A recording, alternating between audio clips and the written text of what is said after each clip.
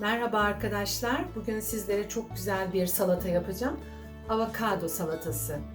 Guacamole. Bu Meksikalıların salatası oluyor. Çok lezzetli.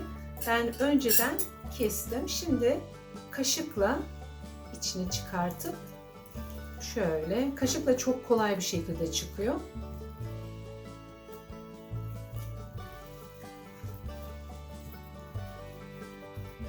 Çok sağlıklı bir besin.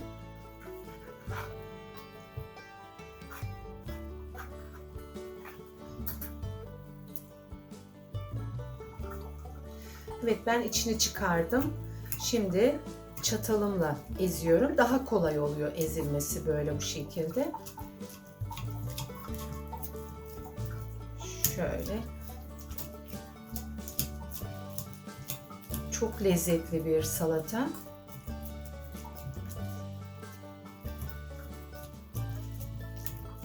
Gerek sandviçlerinize gerekse çipslerle yiyebileceğiniz mükemmel bir tat.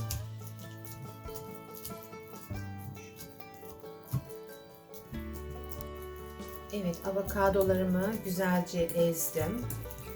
Şimdi içerisine sırasıyla malzemelerimi ekleyeceğim. Soğanımı küp küp doğradım. Sarımsak bir diş. Biberimi. Genelde buna acı biber kullanıyorlar. Tabii ki arzuya göre acı olmayanı da kullanabilirsiniz.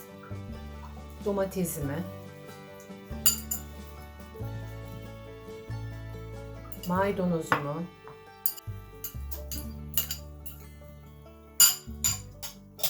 Şimdi bunları güzel bir şekilde şöyle bir kaşık zeytinyağımı ekliyorum.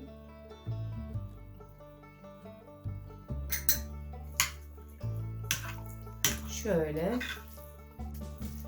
Evet, güzelce hepsini karıştırıyorum. İçerisine yarım limonumu,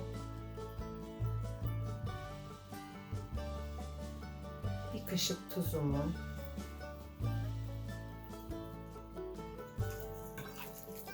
ekledikten sonra güzelce karıştıralım.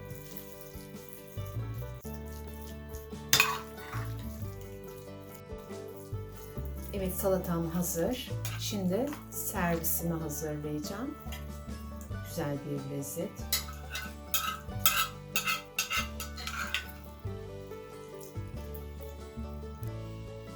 Evet arkadaşlar, avokado salatam hazır. Şu güzelliğe bakar mısınız? Çok lezzetli oldu. Yerken dilerseniz sandviç olarak, dilerseniz de böyle benim yaptığım gibi çipsler de evde yapabilirsiniz kendiniz. Şu şekilde güzel bir atıştırmalık. Afiyet olsun.